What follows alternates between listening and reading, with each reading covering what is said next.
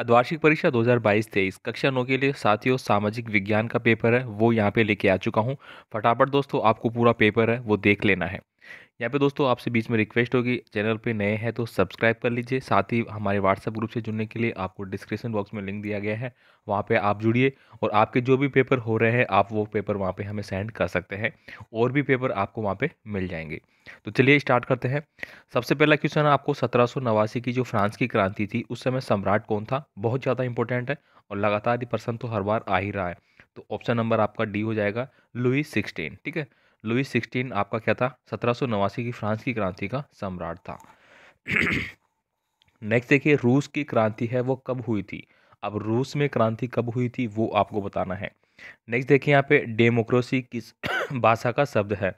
तो डेमोक्रेसी शब्द है दोस्तों, अगर मेन तौर से बात की जाए तो ये अंग्रेजी का ही होगा। जो डेमोक्रेसी लिखा जाता है वो अंग्रेजी में लिखा जाता है। ठीक है, तो ये आपका हो गया इस प्रकार से। और बाकी अदर मेथड से देखा जाए तो आप इसका आंसर देख लेना। चलिए नेक्स्ट बात करते हैं।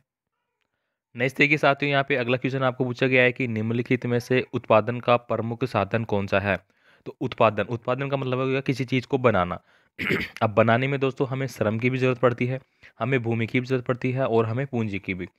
ठीक है, हमें मान लीजिए कोई भूमि है, ठीक है, ये भूमि हो गई, यहाँ पे हमें खेती करना है तो खेती करने के लिए श्रम की आवश्यकता हुई नहीं हुई, पूंजी की आवश्यकता हुई ना हमें बीज वगैरह लाने के लिए। तो उपयुक्त आपका सही आंसर हो जाएगा उपयुक्त सभी।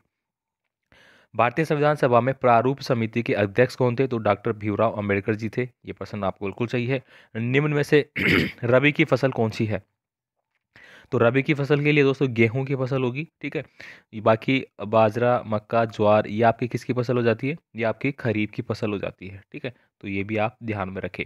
दोस्तों आपसे एक ही रिक्वेस्ट होती है, वीडियो को लाइक करने के साथ साथ अपने दोस्तों को फॉरवर्ड कर दीजिए ताकि फटाफट आपके दोस्त पेपर को पढ़ ले। नेक्स्ट देखिए, भारत में मतदाता की न्यूनतम आयु कितनी है। तो ये कितनी है दोस्तों, ये तो सभी जानते हैं आप, 18 वर्ष है। ठीक है, ये तो बताने की जरूरत ही नहीं है। आगे देखिए, अगला क्वेश्चन था दोस्तों कि निम्नलिखित स्थानों में से किस समय पर विश्व में सबसे अधिक वर्षा होती है। तो ये आप सभी जानते हैं, ये भारत में है। भारत में जो मानसरोवर है, ठीक है, ये कहाँ पे है, मेघालय में है। कहाँ पे है, मेघालय में। तो यहाँ पे सबसे ज़्यादा बारिश होती है। इससे पहले चेरापूंजी था, ठीक है, वो स्थान ये देखिए चेरापूंजी, ये भी यहीं पे है। अब ये दूसरा बन गया है वहाँ पे। ठीक है, मतलब थोड़ा सा वातावरण है, थोड़ी सी जलवायु चेंज होने की वजह से यहाँ पे होने लग गई है अब। ठीक है, चलिए आगे देखते हैं अपन।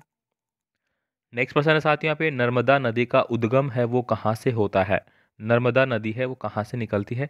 भारतीय वन अधिनियम कब लागू हुआ। दोस्तों भारत में जो वन नीति है वो कब लागू हुई ये भी आपको बताना है। नेक्स्ट देखिए, भारत को जलवायु को प्रभावित करने वाले कारक कौन कौन सा है। ये बहुत ज़्यादा इंपॉर्टेंट है, इनको पढ़ लेना भाई, 100% आएगा। जल विभाजक का क्या कार्य है, एक उदाहरण दीजिए। जल विभाजक का मतलब क्या हो गया कि यहाँ पे कोई चीज़ है, यहाँ से कोई जल निकल रहा है और इस और यहाँ पे कोई चीज़ है तो उन दोनों को अलग कर रहा है ना, इसी को हम बोलते हैं जल विभाजक। ठीक है, अब जल विभाजक आपका देखिए देख सकते हैं कि हमारे लक्षद्वीप हो गया, अंडमान निकोबार द्वीप हो गया, इनको जल विभाजक अलग कर रहा है। नीचे अगर बात करूँ मैं तो भारत मालदीव को अलग कर रहा है। ठीक है, श्रीलंका को अलग कर रहा है। तो ये सब चीज़ें क्या है, जल विभाजक का कार्य है। शिक्षित बेरोजगारी भारत के लिए एक विशेष समस्या, बिल्कुल बहुत बड़ी समस्या है। भारत में लगातार शिक्षित लोग बढ़ते जा रहे हैं। आप देख रहे होंगे लगातार जो सरकारी नौकरियां है वो निकलती है, लेकिन बहुत कम लोग उसमें पास हो रहे हैं और बहुत कम के लिए भर्ती आ रही है। और जो पढ़े लिखे हैं वो बेरोजगार रह रहे हैं। उन्हीं के लिए दोस्तों आप देखा होगा कि अभी विद्या संबल योजना, ठीक है, विद्या संबल योजना चलाई जा रही है, जिसमें कि छात्रों को जो कि ग्रेजुएशन कर रखे हैं उनको 4,000 रुपये, महिलाओं को 4,500 रुपये मासिक वेतन भी दिया जा रहा है कार्य के बदले। ठीक है, चलिए आगे देखते हैं। संविधान किसे कहते हैं। संविधान का मतलब क्या हो गया कि किसी भी देश का संपूर्ण कानून व्यवस्था। ठीक है, कार्यपालिका नहीं, कानूनी व्यवस्था, विधायी जो व्यवस्था होती है उसमें विद्वान होती है। ठीक है, तो उसको संविधान हम कह सकते हैं। फ्रांसीसी क्रांति का आरंभ किस घटना से माना जाता है। फ्रांस में जो घटना है, कौन सी घटना ऐसी हुई थी जिसके कारण इसको माना जाता है। आगे देखिए, घुमंतु कृषि किसे कहते हैं। 100% आएगा, घुमंतु कृषि, झूमिंग कृषि को कहते हैं। ठीक है, चलिए आगे देखते हैं अपन। 18वीं सदी में फ्रांसीसी समाज कितने स्टेट में बटा हुआ था। नाम बताइए दोस्तों, नाम बताना है। 3 स्टेट में बटा हुआ था। अब आप लगा दो, प्रथम स्टेट, द्वितीय स्टेट, तृतीय स्टेट। ठीक है, नाम लिख देना भाई। अगला देखिए, चलिए आगे चलते हैं इसको थोड़ा। नेक्स्ट क्वेश्चन यहाँ पे आ जाता है, किन नदियों द्वारा सुंदरवन डेल्टा बनाया जाता है। तो ये आप जानते हैं कि सबसे बड़ा सुंदरवन डेल्टा है वो हमारी गंगा नदी के द्वारा बनाया जाता है। अब गंगा की जो सहायक नदियाँ हैं वो भी बनाएगी। वाइमर गणराज्य के सामने क्या समस्याएं थी। लोकतांत्रिक सरकार की किन्हीं 5 विशेषताओं का आपको उल्लेख करना है। आगे देखिए, भारत के उत्तरी मैदान का वर्णन करना है। दोस्तों भारत का जो इस प्रकार से अगर नक्शे की बात करूँ मैं इस प्रकार से, ठीक है, इस प्रकार से नक्शा है आपका, मान लीजिए, ठीक है। तो भारत का उत्तरी मैदान है वो ये आ जाता है, उत्तरी मैदान, ठीक है। उत्तरी मैदान में हमारा राजस्थान भी आता है, पंजाब भी आता है, ठीक है। ये सारे क्षेत्र आते हैं यहाँ पे, ये वाले, ठीक है। तो इसका आपको वर्णन करना है। यहाँ पे देखिए रूस के सामाजिक, आर्थिक और राजनीतिक हालात सन 1905 से पहले कैसे थे। तो 1905 से पहले वो खराब थे। 1905 में आप सभी को पता है कि खूनी रविवार की घटना हुई थी। कौन सी हुई थी? खूनी रविवार की घटना, ठीक है। ये भी पेपर में आ सकता है, कहीं पे आ रहा है, कहीं पे नहीं आ रहा, ठीक है। आगे देखिए, राज्य सभा क्षेत्र में स्वतंत्र और निष्पक्ष चुनाव के इन चरणों में किन किन बातों पर ध्यान में रखना चाहिए। यहाँ पे दिया गया है चुनाव प्रसार के बारे में, मतदान के दिन और गणना के बारे में। नेपोलियन का उदय कैसे हुआ? आप सभी को पता है, नेपोलियन के बारे में पढ़ा होगा आपने। नेपोलियन एक गरीब परिवार से ही था, लेकिन वो धीरे धीरे सेना में भर्ती होता है, सेना में फिर अच्छे कार्य करके वो आगे बढ़ता है। इस प्रकार से वो नेपोलियन का एक सम्राट बन जाता है, ठीक है। और जो फ्रांस में क्रांति हुई थी उसका वो विरोधी था, ठीक है।